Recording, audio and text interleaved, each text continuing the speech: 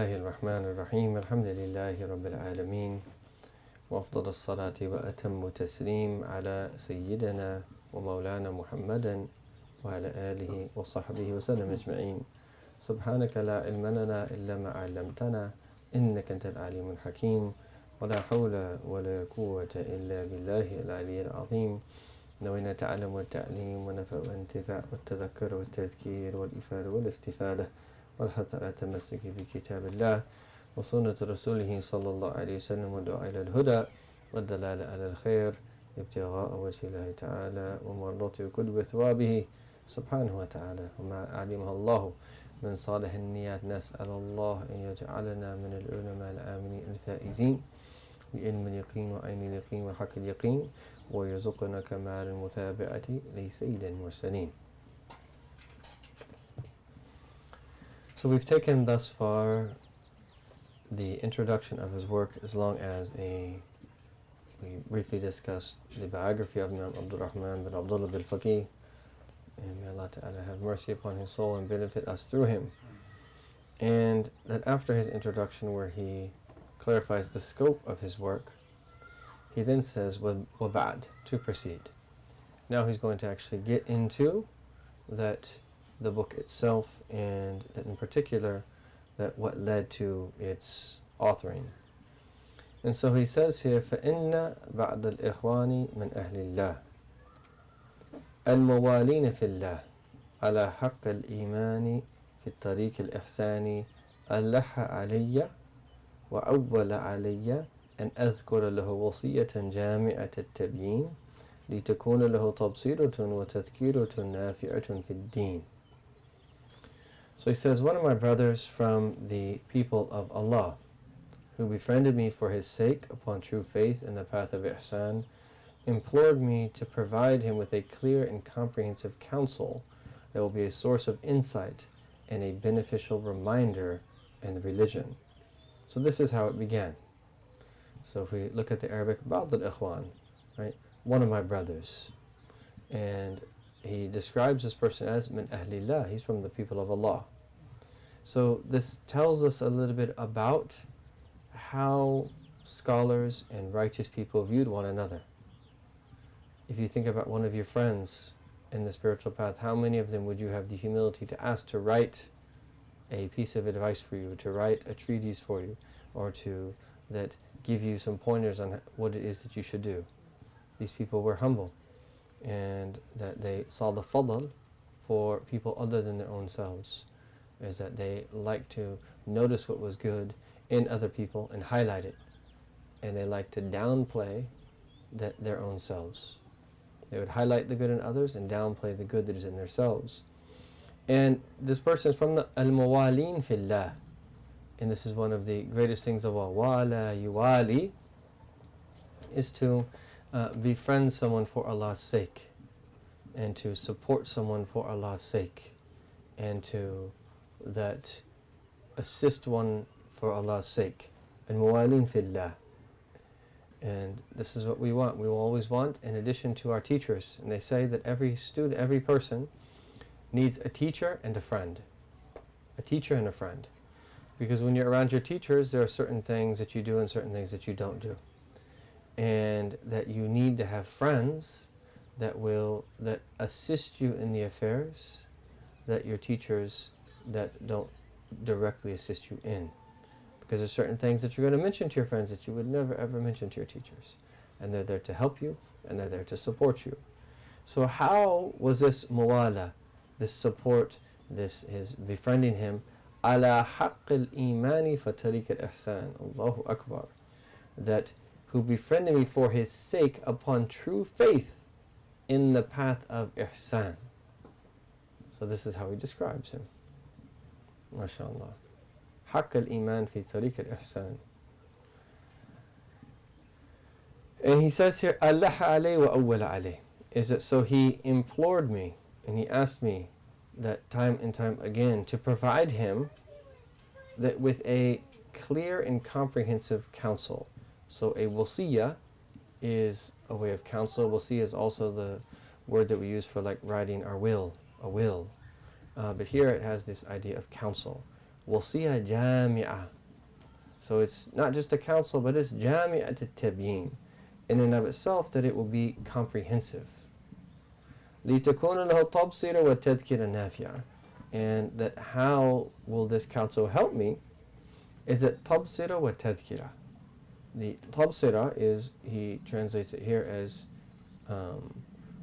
a source of, that will be a source of insight. And tadhkira, nafia, he translates here as a beneficial reminder.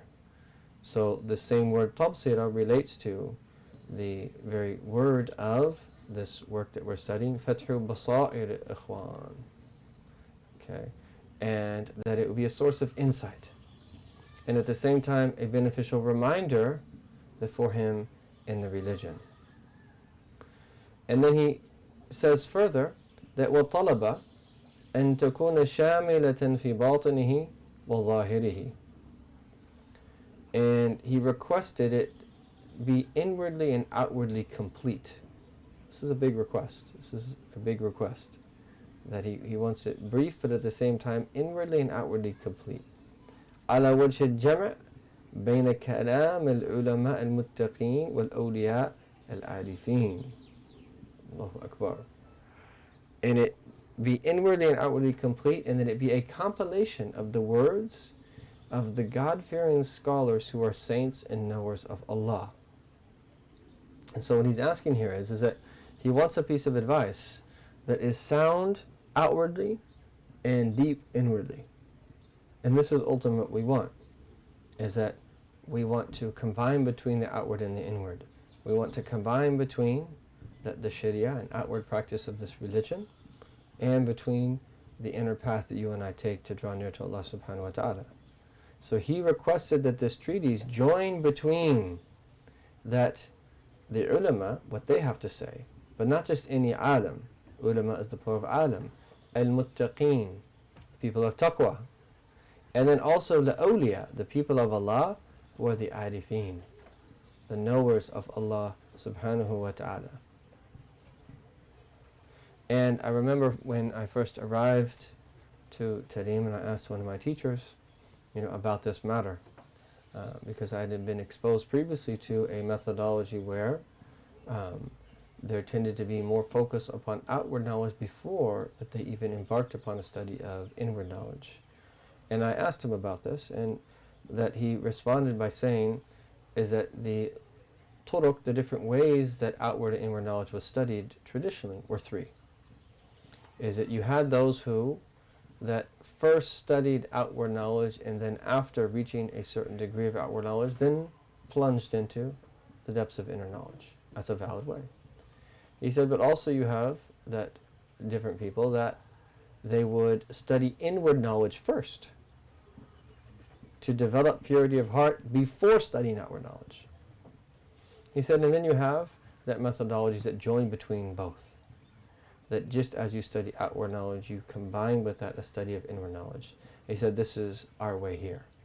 And so that every book of fiqh, there is a corresponding book of tasawwuf. And that's really what we want, that we want to study fiqh and we want to study tasawwuf. We want to study fiqh and we want to study tasawwuf together. And that both go hand in hand. But outward knowledge is extremely important. And as we will see that he's going to mention fairly soon, is that outward knowledge is the gate to inner knowledge.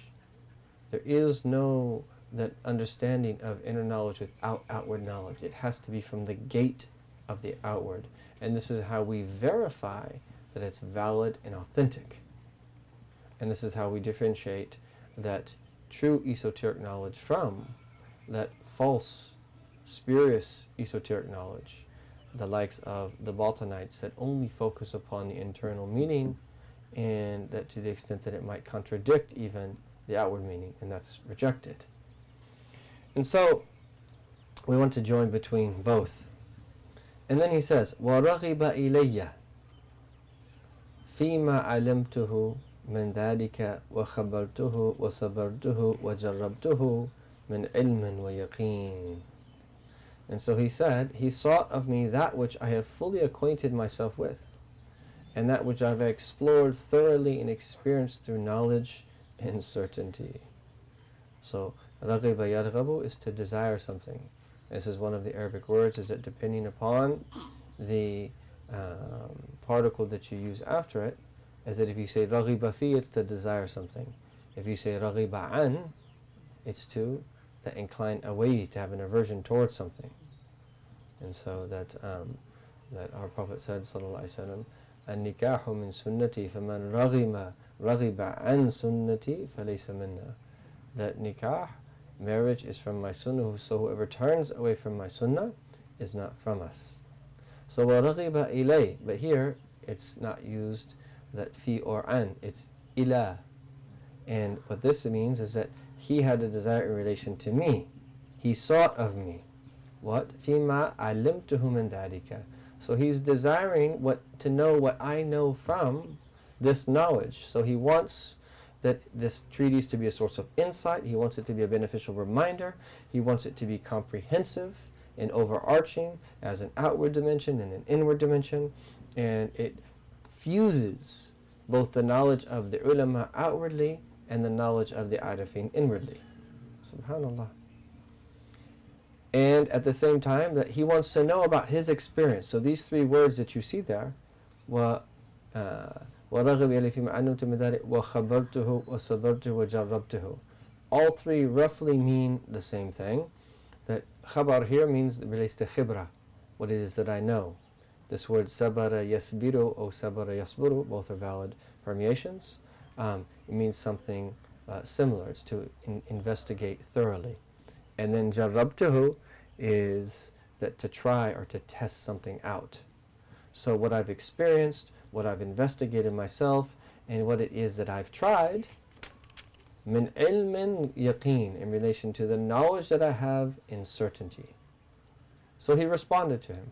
And there are so many treaties that this is how that they came about, was that someone asked them about a particular question. They asked them to do something for them. They asked them to write a work for them, and then the author was inspired to write. And ultimately, is that the inheritors of the Prophet ﷺ, they are the most humble of people. And while oftentimes they will go out of their way to benefit people, even if they're not asked, they will go out of their way to teach people even when they do not ask, is that they also see that everything being from Allah. So when someone asks them that for something outwardly, is that they tend to see that as they see everything being from Allah, and they tend to see that as that sign that is they should actually do that thing that is being requested of them. So he says, فَأَقُولُ وَبِاللَّهِ التَّوْفِيقِ. So I say, and my tawfiq is from Allah. And he translates it here as, and through Allah is guidance and enabling grace. فَأَقُولُ. So this is his response to this brother of his in the path, and who asked for this treatise that was comprehensive in all of the ways that was just mentioned as well. And so he's going to start. This is what he wants us to know. And this is not a very long text. So we're going slow at the beginning. We're going to pick up the pace, don't worry, eventually. But we want to get the foundation strong before it is that we start moving a little bit more quickly. So he says here, now this is going to be, I'm going to need everyone's attention here. This is going to be a little bit deep, what he's going to say. And the implications of these very short, packed phrases are many. And we're not going to go into too many of them, but that you know when you see someone speak like this, like you are in the hands of a true expert. And he's going to very gently guide you along the way and give you what it is that you need that at every step along that way. And so he begins by saying, "I'lam." No. "I'lam. Anna hadha al-amr." That this matter what matter? This matter of deen, this matter of the spiritual path, this matter of what it is that you are asking about. What? Lahu bidayatun wa nihaya. It has a beginning and an end. It is a beginning and an end. Okay? Wa awwalun wa akhir. A first and a last. Wa batinun wa zahir. An inner aspect and an outer aspect. Wa usulun wa furu'. Roots and branches. Wa fusulun وجموع, parts and wholes. So I'm going to read the next sentence and we'll come back to that. ولا تدرك غايته إلا بتقويم هدايته. Its utmost limit can only be reached by implementing its guiding principles. ولا تنال نهايته إلا بتصحيح بدايته. Its end point can only be reached from the correct starting point. ولا كمال لأوله إلا بآخره. The first is only complete when the last is completed. ولا وصول إلى باطنه إلا من ظاهره. Its inner aspect can only be reached through its outer aspect. ولا طريق إلى فروعه إلا من أصوله. Its branches can only be reached through its roots. ولا تحقيق لمجموعه إلا بمعرفة فصوله. And its whole can only be truly known by knowing its parts. Allahu Akbar. That is absolutely amazing. He basically just summarized the entire approach that we need to have to the deen. There's a bidayah and there's a nihaya. Bidayah literally means there's a beginning. A nihaya is an end. So there's a beginning of the path and there's an end. And what he's essentially saying here is that you have to know this if you're going to achieve what it is that you're seeking. And it's like anything else. If you would want to put this gazebo together and you wanted to start by putting a piece that you can only put at the end, is it going to help you? No. You have to start in the proper way. There's a process that you have to go through. There's a direction booklet. And the very first thing is we have these, right, to choose a flat spot, and we have this specific type of rocks that are going to bear the weight of the gazebo. And then we build the foundation, and then until eventually that we can then have this nice carpet and these nice pillows, and then add everything else that we need to live string and the seats that we're sitting on and cushions and so forth. But we're not going to bring cushions in here if the roof's not on yet. The point is, it's no different in terms of the deen. So just that in of itself eliminates this idea that people think that they can just go online and find out their deen. It's a huge fitna. Huge fitna. And that, without going into too much detail, the fact that we have that so many religious works available to so many people is also a fitna. And I'm not saying that you don't make religious works available, but it is a fitna. This unmitigated access to an abundant amount of information that it's just too much for people to process. As it's like trying to do a whole bunch of different things on a computer that's very old and simply can't handle it. And it just slows down because it can't process it that quickly. And this is one of the biggest fitan of our time, is that information overload. And this is in general, but also in relation to deen, is that you cannot take deen from books. You have to take the deen from living representatives. And even the Salaf who came before us, they used to say this about the science of hadith, is that the science could be a source of misguidance except for the ulama. Al-hadithu madillatun illa lil-ulama. Now, this does not mean that we don't read books like Riyadh al-Salihin and Mishkat al-Misabih and books of this nature that are meant for common folk to read. But what it means is that if you just plunge into the depths of the books of hadith, you could become confused. Because you don't know what to take and what not to take from and so forth. And you have these examples of that early hadith scholars coming to the likes of Imam Malik, where they studied so many hadith that they started to get confused. And then Imam Malik tells them that leave this hadith and to take this hadith and to leave that and to understand this in this way and so forth and so on. Right? So that you can put everything in its proper place. The deen is like this. Everybody has to have a guide. We know this in everything that we do. That we don't do anything in life except that we have a teacher. We go through certain types of training. That we go to school for certain reasons. And why do we think it's any different in the deen? And then even if we're convinced that, okay, I need teachers, that why is that not our number one priority?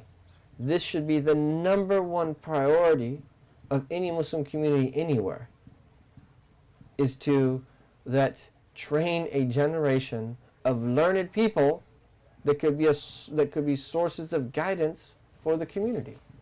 Like, it's actually beyond me that you even have to convince the Muslim community of this.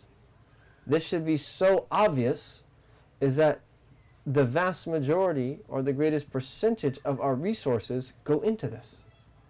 Because what ends up happening is that it becomes form without substance.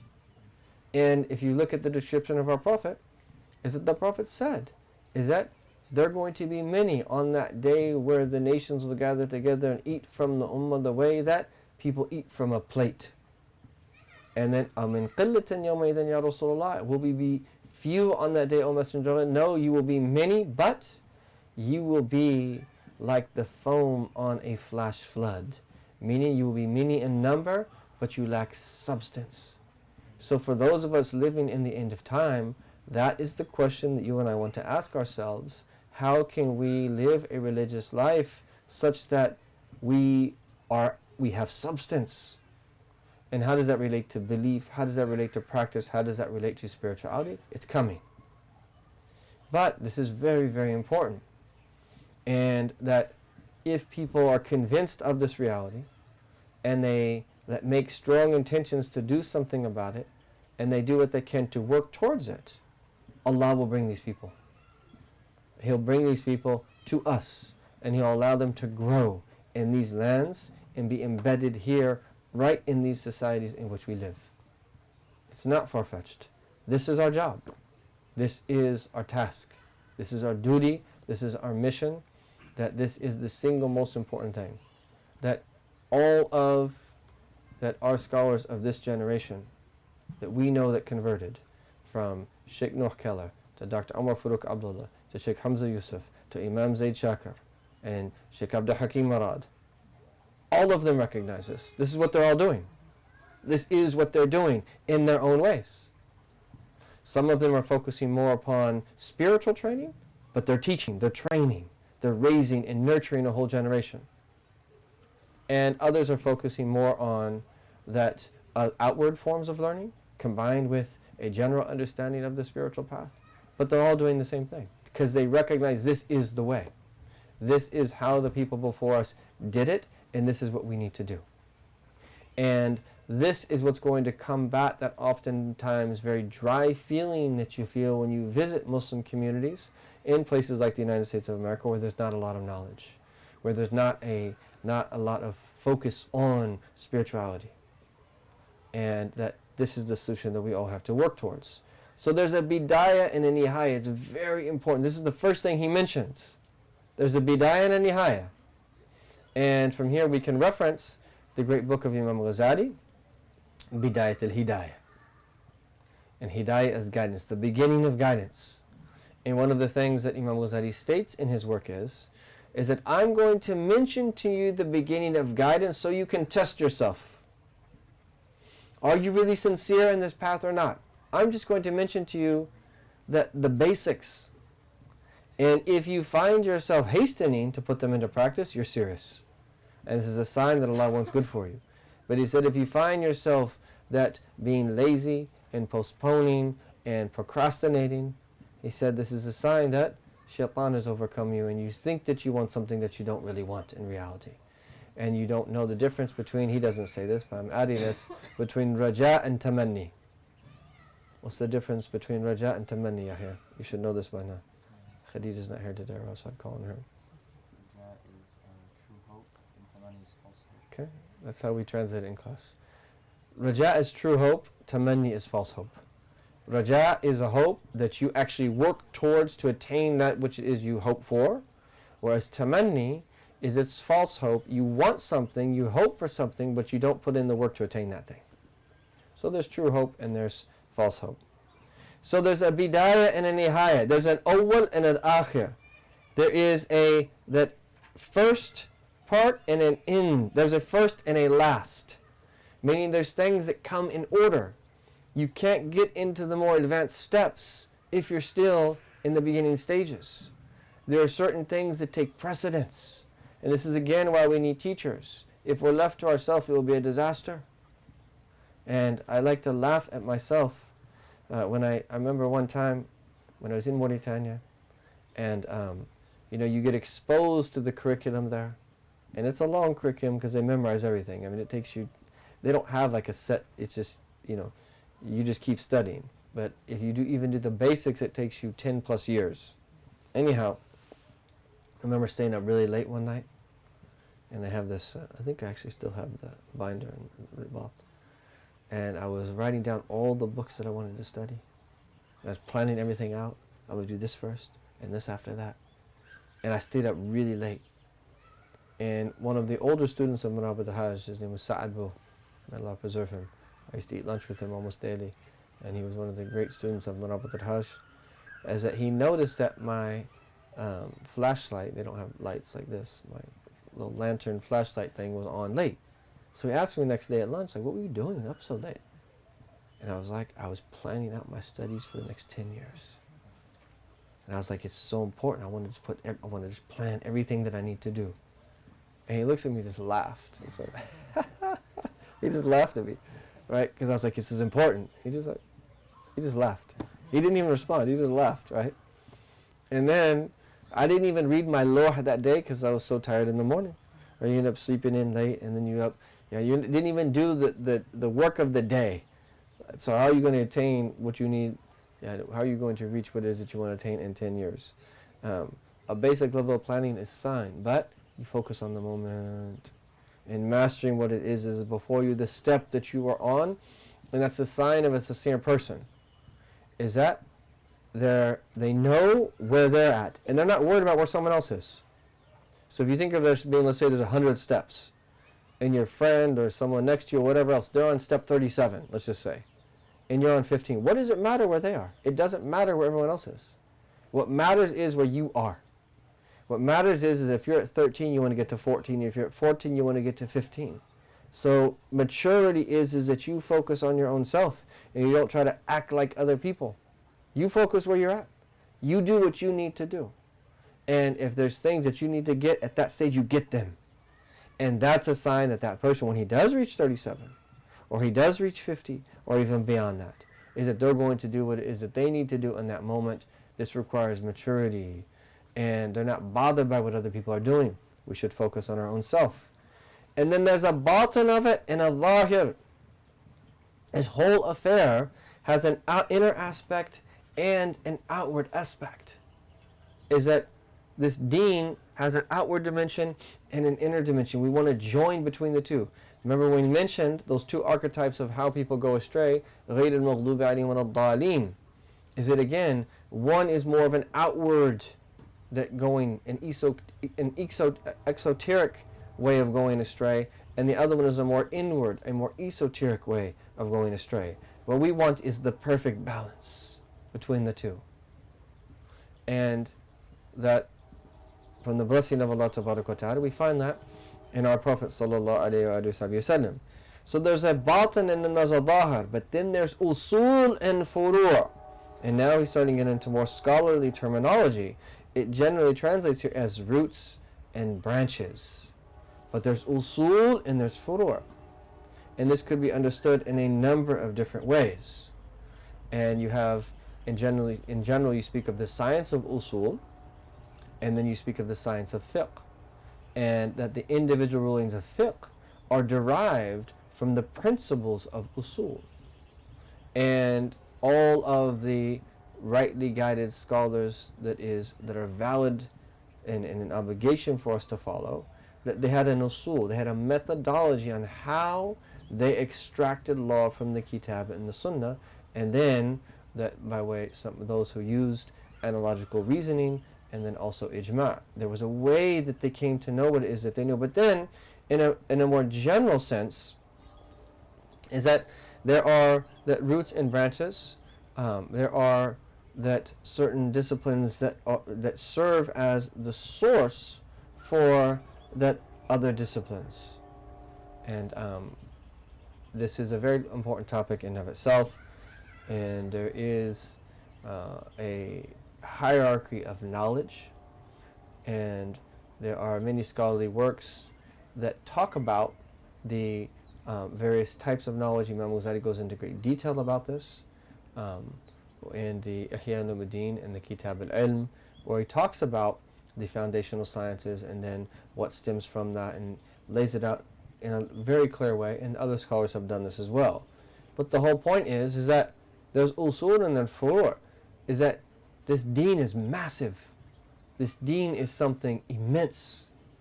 Is that we have to know how to learn it. You cannot learn it overnight. Inna hada deen mateen. This deen is something great and immense. It's monumental. فَأَوْهِلُ فِيهِ بِرِفْقٍ. Enter into it gently. Enter into the deen gently. And learn from the proper sources. And that if you learn traditionally, and that you do what it is that you're supposed to do, you will reach where it is that you need to go. All of the traditional chains that still exist on the face of this earth, if you learn from them with sincerity and you put that knowledge into practice, it leads to the same goal. Don't mix and match at first. Learn what it is that you need to learn, and then once you reach a certain level, then you can go somewhere else and learn something else. Then you can add to that. Then you can add to that.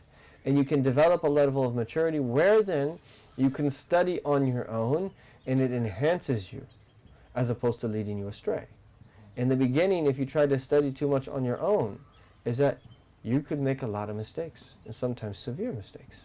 You have to have teachers that help unlock the meanings of this deen to you and tell you what to do at what time. So then he says, then there's fusul and there's jumur. There's parts and there's wholes. Okay? And that it's not as easy as just understanding the whole. You have to understand the part. And after you understand that part, you can understand another part.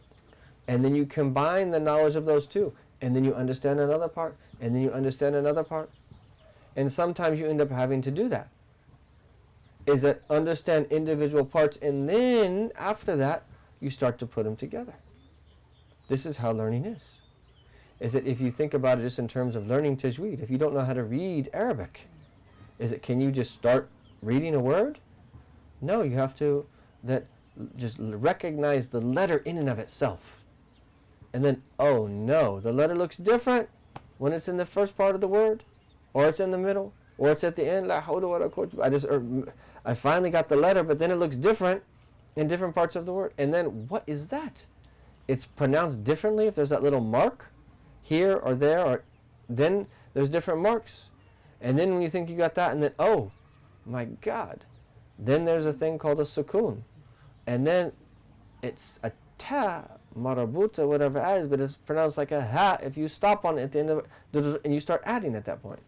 And then only then are you going to be able to get to the qalqala and the different types of mudud and everything else that you need in terms of tajweed later.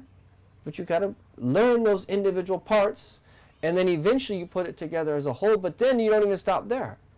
And sometimes people stop on the part of tajweed, which is the greater whole of what? What's the whole purpose of tajweed? For husn tadabbur. The whole purpose of tajweed is to facilitate reflecting upon the meanings of the Quran. That's the purpose of tajweed. Not that we become so preoccupied with our tajweed that that's what we're focusing on. No, you learn tajweed so you can recite the Quran properly.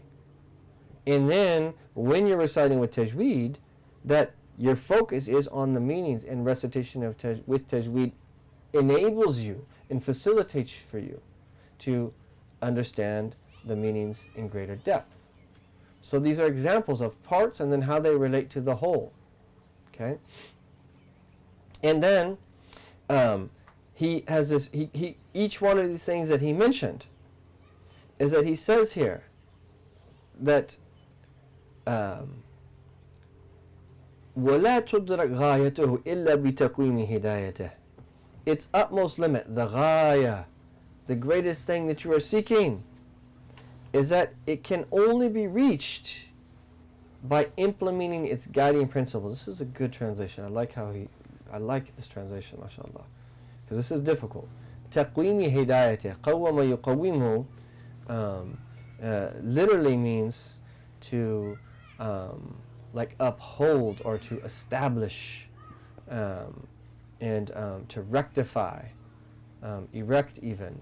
Hidayat. But here I like how we put this, implementing its guiding principles.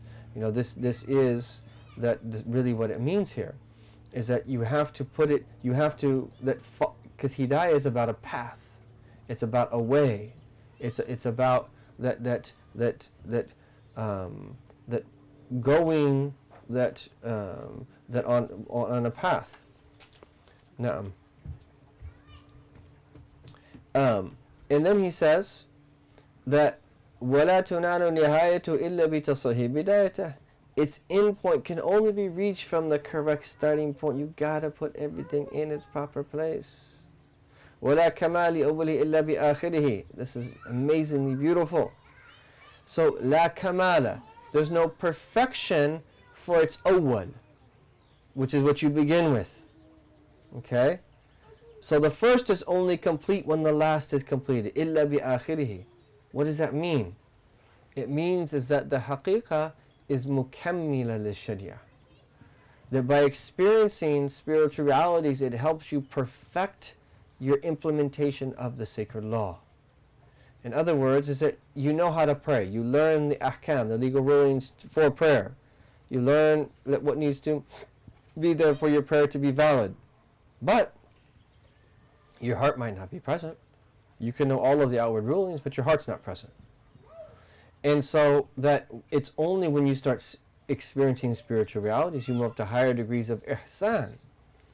Then, before, when you studied the Allahu Akbar in the Shafi school, and some of the latest, some of the works of the later scholars, they mentioned 16 or up to 20 different conditions for saying Allahu Akbar when you enter into prayer. You don't want to be thinking about those 20 conditions for saying Allahu Akbar. All you want to do is just say Allahu Akbar. Right?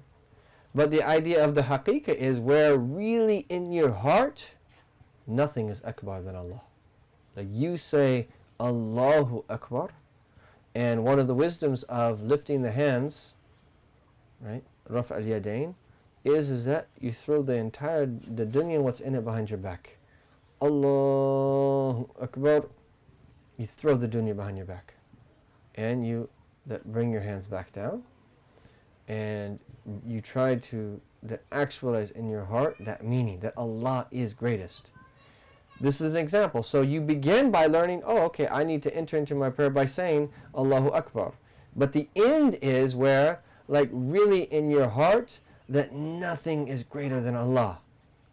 And so that there's no perfection to its awwal, which is what you learn in the beginning, except with what comes at the end. وَلَا وُصُولَ إِلَى بَاطِنِهِ إِلَّا مِنْ ظَاهِرِهِ. Is that there is its inner aspect can only be reached through its outer aspect.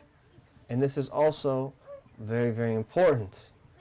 And that we learn in the hadith of our Prophet ﷺ, لِكُلِّ آيَةٍ of the every verse of the Quran has a ظَهْرٌ وَبَطْنٌ, an outward meaning and an inward meaning, وَحَدٌّ, a limit, وَمُطَّلِعٌ or matla', and a vantage point or a rising point. And that this last meaning, muttala, is if you translate it as vantage point, that it's that being in a particular area and gazing that down then. And a matla is a rising point. And what that really means here is that there's no way for you to access the internal meanings except from the outward. The Sharia is a shell that preserves the inner meanings. It's like that oyster shell where then that you're going to find that pearl. And you need that outward shell to protect the oyster, or it's just going to be that exposed to whatever. And so the Sharia is there. It's like gravity. That grounds that our understandings of the inner science. And it is impossible for there to be a contradiction between Sharia and Haqiqah. Impossible. There's never a contradiction. Sharia is in its place, and Haqiqah is in its place. And that the Sharia is always what we go back to. This is why that the guidance, the recommendation of our teachers is that do not learn from anyone unless they're people of Sharia, especially in the spiritual path. Do not learn from anyone in the spiritual path unless you know them to be a person of Sharia. You know them to be a person who takes the sacred law seriously. And if you see a teacher not taking the sacred law seriously, that respectfully distance yourself from him or her, right? So that you can protect yourself. Because there is no contradiction between the two. Is that there is no access, right? That to the inner meanings of the sacred of the deen, except through the outward dimension of the sacred law. And this is very, very important. Its branches can only be reached through its inner aspect can only be reached through its outward aspect. وَلَا طَرِيقَ إِلَى فُرُوعِهِ إِلَّا مِنْ أُصُولِهِ. Its branches can only be reached through its roots. My God, this is really profound. It really is profound. Because you see how people make mistakes, especially in the modern world when they don't take from traditional scholars. They make major mistakes and they don't realize what they're doing. Is that they develop judgments of individual rulings of the sacred law, bypassing completely and understanding that no, there is an usul that is the source of those rulings that you cannot bypass, right? That its branches can only be reached through its roots. You cannot reach it any other way, and if you do, you could make major mistakes. And you might think that, oh my God, I'm so intelligent and I'm doing the right thing and it makes so much sense now. But you do not realize the door that you opened up. And you don't realize the consequences of that position that you've taken. And this is really, really serious. And there's so many different examples of this that we don't really want to go into, because sometimes when you mention specific examples, it becomes polarizing in the communities. And alhamdulillah, this is part of the reason why we came out here, just so we could do what we want to do. And we don't want to bother anyone. And it's absolutely important that we maintain good relationships with all of the other centers and Islamic communities and masajid locally. Absolutely. But we need to, in an unabashedly, unwavering sense, be firm on what it is that we're on, and we have the right to do so. Right? That lands belong to Allah Ta'ala, and everyone's free to be wherever it is that they want to be. But this is very important, because there's a lot of confusion on this in our time. There is no way to reach the branches except through the roots. And then he says, وَلَا تَحْقِيقَ لِمَجْمُعِهِ إِلَّا بِمَعْرِفَةِ فُصُولِهِ. Its whole can only truly be known by knowing its parts. And sometimes you have to focus on the part before you bring it together as the whole. Now he's going to say, though, and this is amazing, وَكُلُّهُ دِينٌ وَاحِدٌ. That everything that has been mentioned constitutes one religion. So these aren't like separate deens. It's one. The deen is one. And if you take it back to its origin, this was the experience of the Sahaba. If you look at all of the individual disciplines that were studied and are studied now, and those parts that you have to get in order to bring together the whole, all of it was taken directly from the Prophet ﷺ. Okay, you think about tafsir. During the time of the Prophet ﷺ, would anyone that speak about tafsir when you have Rasulullah ﷺ before you? He's reciting the Quran to the companions. He's explaining the Quran to the companions. Hadith, the whole science of hadith. Right, if you said to a Sahabi that this hadith is sahih, like, what do you mean? They don't know those technical terms. They're learning it directly from the Rasul, Sirah. They're witnessing it right before their eyes. The Arabic language, they're already masters of it. They were masters of the Arabic language. and all of the language, all of the other sciences included in the Arabic language. Usul, that again, is that the Prophet was the legislator, and you did have companions then that were then conveying the meanings what they learned from the Rasul, and yes, that you did have companions that the Prophet sent, like Mu'adh ibn Jabal. We hear this, I have this amazing statement about what it was that he was going to do, that if he didn't find the question that was presented to him in the Book of Allah. So the Prophet was opening up the door for ijtihad amongst the companions, but the point is, that was taken directly from him. All of the knowledge that needed to be learned, he was the source of everything. And he was the focal point. Sallallahu alayhi wa sallam. And this is why you cannot separate the Prophet from the deen. I mean, it's so obvious that the fact that we even have to emphasize that, it's almost insane. Of course you can't. He did not just come to convey the message and that's it. No, your connection to him is your connection to the deen. Your connection to the deen is your connection to him. They both go hand in hand. And your love of him is directly connected to your iman in Allah and in the deen. It's directly connected. And to even go further, is that one of the greatest sources of protection of our faith is to believe in Rasulullah. Because when you start to get into complicated theology, there's certain things where you might just reach the point of like, I just don't understand. I'm confused by that particular question or that issue.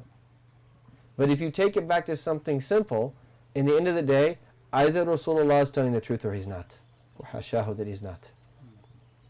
He can always ground us, no matter how in depth and complicated the philosophical discussions become. I believe in Rasulullah. And that in and of itself is the means for us to have the highest degree of tahqiq of Iman, of realization of Iman. Because Sayyidina Abu Bakr Siddiq, that's how he became a Siddiq. It was his belief in Rasulullah. And this was a great test for some of the believers.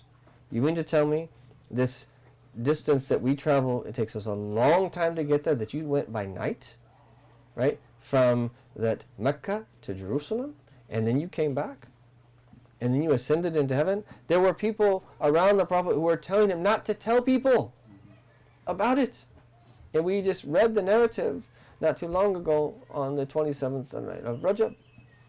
On the 27th of Rajab. But the point here is that when they came to Sayyidina Abu Bakr as-Siddiq, what did he say? His famous statement. In qalaha faqad sadaq. If the Prophet said it, he is truthful. He's true. It is true. Khalas. He has told the truth. If he said it, he has told the truth. In other words, if he said it, that's what happened. And I affirm that. And it is through our belief in the Prophet that you and I could potentially become shuhada, witnesses for other prophets from previous nations. Because we testify to the truth of the Prophet ﷺ, and we learn about these prophets and their teachings in the Book of Allah Ta'ala. And so we can actually testify, right, to the truth of their teachings because we believe in Rasulullah Sallallahu Alaihi Wasallam. This is fundamental. Nothing is more dangerous than to try to separate the love and connection that the Ummah has to Rasulullah Sallallahu Alaihi Wasallam. This is very serious, and we must preserve this in a balanced way, the way that the rightly guided scholars always have throughout the centuries. And we join between love and mutaba'ah. It's not just blind love, it's love and mutaba'ah. We love him and we follow him. We follow him and we love him. We join between the two. And love is the foundation, and mutaba'ah, following, leads to its perfection. The perfection of love is in mutaba'ah. This is why the greatest praise that you could give someone is to say is that they closely follow the Messenger of Allah sallallahu alaihi wasallam. So everything that has been mentioned is one deen. It constitutes one religion, and it is what? He says here, It is the Sirat al-Mustaqim. وَكُلُّ دِينٍ وَاحِدٌ وَطَرِيقٌ مُسْتَقِيم. And it is a straight path. And then he says, له منازل. Okay.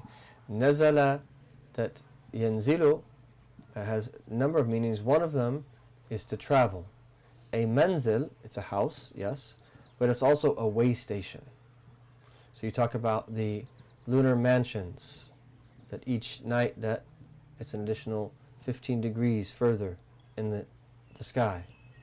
And a manzil is, if you're traveling somewhere, it's a way station. It's a place that you stop, because you can't do it all at once. And then you travel the next distance. And then you travel the next distance. So the deen is like that. There's manazil. You have to do this, and then you do this, and then you do this, and then you do this. And if you remember what we discussed last year at the summer retreat, and I don't know if anyone was able to attend those sessions or not. We can give you the videos if you want. It's a very important topic that we looked into the book of Imam al-Mawaq about the stations of religion. And we talked about 9 stations of religion. Actually, I think we didn't do the last class. But anyhow, that you got to know where you're at. Because you don't know, and you got to know where you need to go. And you got to know how to get from where you're at to where it is that you need to go. Okay? Now, so everything that has been mentioned constitutes one religion. It has stations, okay, or way stations. And it has manahil, manhal. And he translates it here as springs. But a manhal is like a watering hole. Okay? It has different places that you go to that receive that you're portioned from. And it also has darajat. There's various degrees, or he translates it here as grades. And then there's maratib, and then there's levels. So we have to know where we're at. And that the most dangerous thing is to claim where we're not. So we just have to know where we're at. And then figure out where it is that we need to go. And then he quotes verses, وَلِكُلٍّ دَرَجَاتٌ مِمَّا عَمِلُوا. For all there are ranks according to their deeds. يَرْفَعِ اللَّهُ الَّذِينَ آمَنُوا مِنْكُمْ وَالَّذِينَ أُوتُوا الْعِلْمَ دَرَجَاتٍ. Allah will raise those among you who believe and those who have been granted knowledge to higher ranks.